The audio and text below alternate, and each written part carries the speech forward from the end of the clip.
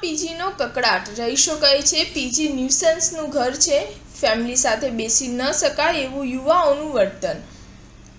ગુજરાતના સૌથી મોટા શહેર અમદાવાદમાં રાજ્યભરથી વિદ્યાર્થીઓ અને નોકરી કરતા લોકોને પહેલી પસંદ પેઇંગ ગેસ્ટમાં રહેવાની હોય છે.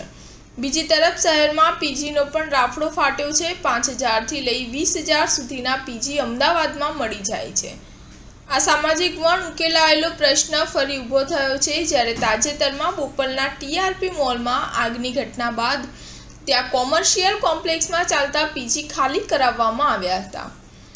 આ સાથે થોડા દિવસ પહેલા બોડકદેવની નીલકંઠ સોસાયટીના રહીશોએ આરોપો લગાવ્યા હતા કે પીજીના કારણે ઘણા બધા સામાજિક પ્રશ્નો ઊભા થઈ રહ્યા છે અને રહેણાંક સોસાયટીમાં પીજી બંધ થવા જોઈએ તેના પડઘારૂપ ગોતાના ગણેશ જીનેસિસમાં પણ પીજી આર નોટ એલાઉડના બોર્ડ જોવા મળ્યા હતા.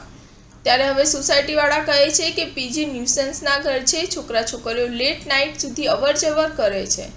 ફેમિલી સાથે બેસી પણ ન શકાય એવું યુવાઓનું વર્તન હોય છે. જ્યારે પેઇંગ ગેસ્ટ તરીકે રહેતા યુવકે જણાવ્યું હતું કે આર્થિક કારણોસર પેઇંગ ગેસ્ટ બનવું એ અમારી મજબૂરી છે. સ્ટાર ન્યૂઝ 7 હંમેશા સચ્ચાઈની સાથે.